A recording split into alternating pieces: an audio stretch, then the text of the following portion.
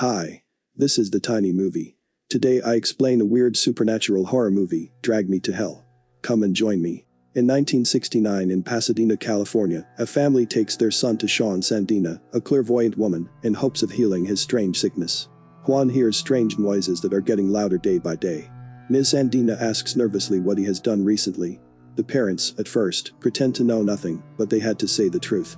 Their son stole a silver necklace from a gypsy wagon, but when they tried to give it back the owners wouldn't take it anymore. Ms. Sandine feels something in order to quickly bring the son inside. In the house, Juan sees an eerie wicked shadow that others can't notice on the ceiling that seems to be getting closer to taking him. Ms. Andina starts spelling to keep the demons away from Juan, but suddenly an invisible power banging on the door enters and hits everyone. Juan is left alone for a moment, and at that moment, Juan falls down by that malevolent power. All of a sudden the earth opens and the hellish demons drag him inside. Ms. Andina is in shock, but seems to know that malevolent power. She says we'll wait for revenge. Years pass. In Los Angeles, Christine Brown works at a bank as a loan officer. She and another employee, Stu Robin, compete for a promotion to assistant manager. When Christine wants to know who is gonna take the promotion at the end, the branch manager, Mr. Jacks, explains to her about the latest possible promotion and tells Christine that Mr. Robin, who can handle tough decisions in the bank's favor with high ability to crunch the numbers, has the higher chance. Mr. Jacks also considers these traits as his own characteristics and advise Christine to grow these abilities for a better career. In her personal life, Christine's boyfriend, Clay Dalton, is from a rich family. Clay is becoming more and more interested in her against the will of his wealthy family as Christine comes from a family farm where her father has died and her mother is an alcoholic. Christine turned out to be the cause of the quarrel between Clay and his mother. The next day at the bank, Sue, who is more hopeful of getting the promotion, is constantly flattering the boss, something that concerns Christine. She's in deep need of this job promotion. While this challenge is going on, an old woman named Ms. Ganish, one of the bank customers, comes to Christine with a weird gypsy-like appearance and asks her for help with her home loan. So far, the bank has expanded 2 times her opportunity to settle it, but she failed to pay her debts, and now she's looking for the 3rd time.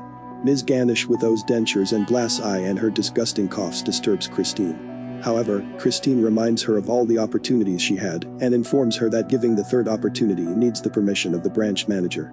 Ms. Ganish asks her again to come up with a way to her problem. When Christine takes the case to the manager, he reminds her that this is one of those tough decisions she has to deal with, and he leaves the decision to her. Christine, who sees the case as a good opportunity to show her eligibility for promotion, tells Ms. Ganish that unfortunately, her opportunity can no longer be extended for the 3rd time. Ms. Ganish, who finds her house lost, tells Christine where she should live then, and Christine tells her she can live in her granddaughter's house where its address is in the file, or she can live in the nursing home. After hearing this, Ganish starts pleading loudly in the bank, and it worries Christine. She asks the security to lead Ms. Ganish out of the bank. Ms. Ganish tells Christine, "I begged you, but you broke my pride and shamed me." While security was trying to get Ms. Ganish out, she unexpectedly attacked Christine fiercely.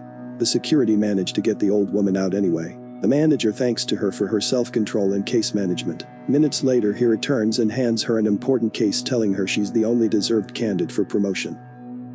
At the end of working hours, when Christine wants to go to her car, she sees the same old woman's car, parked in the parking lot. She gets into the car with fear.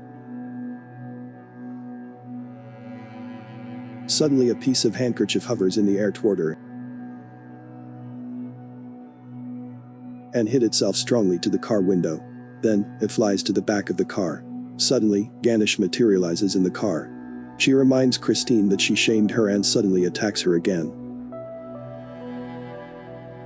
Christine punches the witch in the face with a stapler and pushes her back, but the witch wants to choke Christine. Christine hit the gas to break off the witch's control. And when the car crashes into the front car, she hits the dashboard and her scary dentures drop out.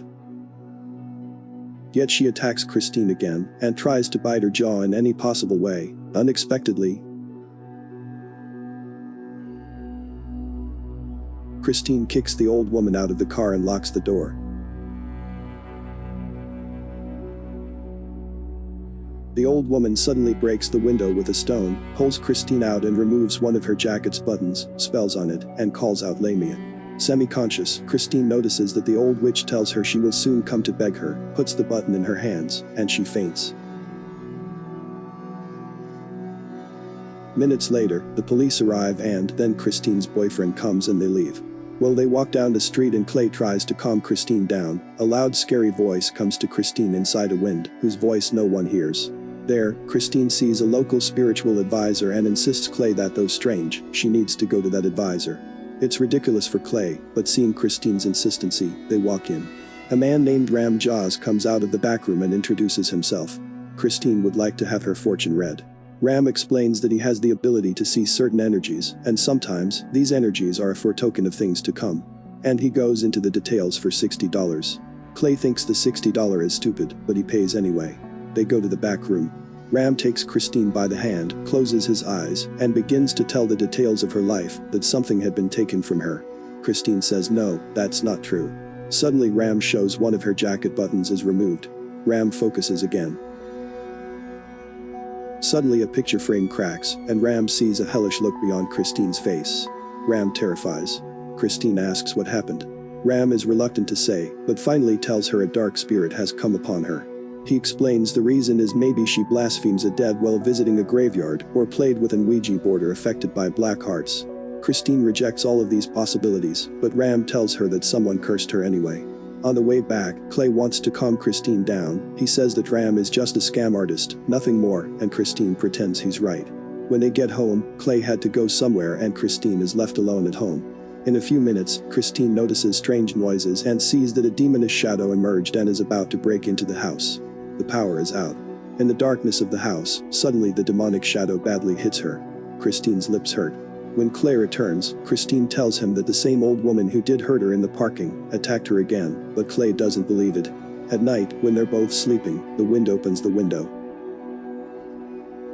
A fly intentionally enters Christine's mouth, and she wakes up coughing. Suddenly, she faces that old witch next to her. She wants to bite her again, and suddenly she vomits a lot of worms on Christine's face. She wakes up. It was all nightmare. When she returns to work in the morning, everything gets creepy. She feels nauseous. The old woman's hands appear in front of her. She gets a nosebleed. And when the manager tells her bleeding, blood flows on him. Christine was frightened and ashamed. She quickly leaves and goes to Ganesh's house to apologize. When she knocks on the door, Ganesh's granddaughter opens the door and tells her that her grandmother told her she would come and wants to close the door. Christine asks her to let her apologize to Ms. Ganesh. When she enters the house, she sees that Ms. Ganesh is dead recently, and the other gypsies are gathered next to her coffin. Christine faces Ganesh's cursed handkerchief. Frightened, she steps back and her foot gets stuck in something and falls on the corpse.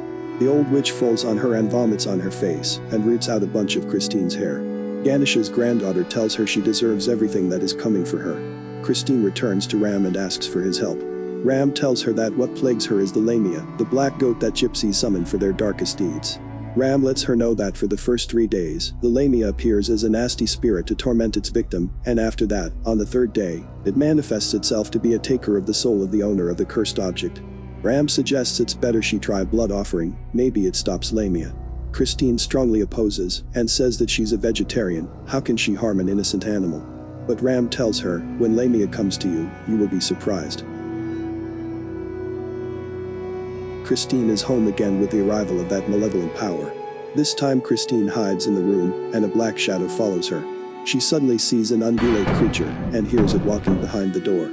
From under the door, the hand of that dark spirit enters the room, but when Christine wants to escape from the window it beats her to the closet. Minutes later, as Ram said, she killed her kitty in fear, for offering her blood, and then dug it in a corner. Clay returns home and tells Christine that he is gonna take her to her mother's lunch meeting today, to introduce her to his family. Christine, relieved to have sacrificed her cat, accepts and they go. At Clay's father's house, at the table, Christine hears the sinister voices behind the door again. She stays calm, so that no one can notice her anxiety. When she wants to eat the cake, suddenly the witch's eyes showed up inside the cake. She knocks hard on it with a fork. She can hardly contain her fear. She eats a piece of cake and coughs. Suddenly a fly comes out of her mouth. Clay's parents were disgusted when seeing this. Christine departs there ashamed. Clay's mother, who doesn't like Christine at all, doesn't allow Clay to follow Christine anymore. Christine comebacks to Ram angrily, and complains that sacrificing her kitty has had no effect.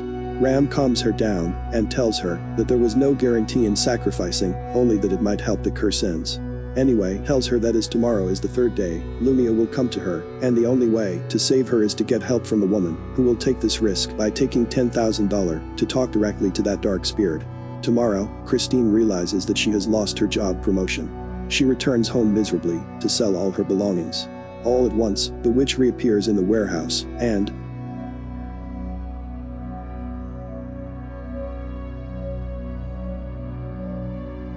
after the witch disappears, she runs to sell all her belongings, but the total money raised is $3,800. While she's crying, Clay comes and informs her that he knows about $10,000 and informs her he has paid it to Ram. They rush to that woman's palace. She's Sean Sandina. Ram tells Christine that Ms. Sandina has dealt directly with Lamia before, and after losing a young soul to the beast, she's now seeking revenge for destroying Lamia. Ms. Sandina wants Christine to be strong tonight and let her take revenge. They enter the same hall where the young man's soul was previously lost. Milos, Ms. Sandina's assistant, with a white goat enters the ceremony.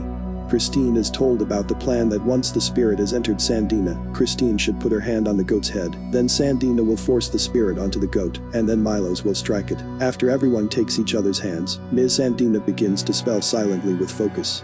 Christine must invite the dead to commingle with her spirit by repeating the phrase, "I welcome the dead into my soul." The dead's gate opens. But unsettled souls linger by the door they opened. None of them is Lamia. Moments later, Lamia enters Ms. Sandina with great power. Ram starts talking to Lamia to know what it wants exactly.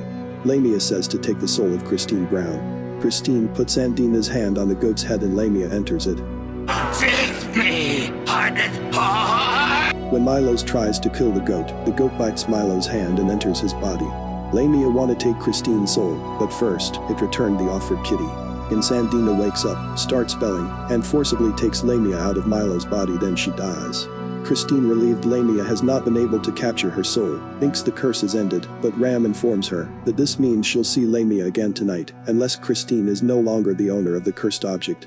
Ram reveals if she gives the button to someone else, her curse will be cancelled. Christine is confused as to why Ram hasn't told her this before. Ram responds, from now on she can pass the punishment to anyone she wants. Ram warns her she only has time before daylight. When Christine and Clay are going home, an old man appears in front of their car. Clay has to brake. It causes the button's envelope falls amongst other envelopes in the car. Christine finds the envelope and says goodbye to go home. But she didn't. Christine goes to a restaurant instead to think to whom she can transfer the curse tonight who is deserved. There, seeing Ms. Ganesh's photo in the newspaper funeral announcements, an idea comes to her mind. She goes back to Ram to check if it is possible to return the cursed button to Ganesh. Ram thinks about this possibility and says yes. Gypsies believe that the soul will never die. Christine goes to the cemetery. Ganesh attacks her on the way by her handkerchief again.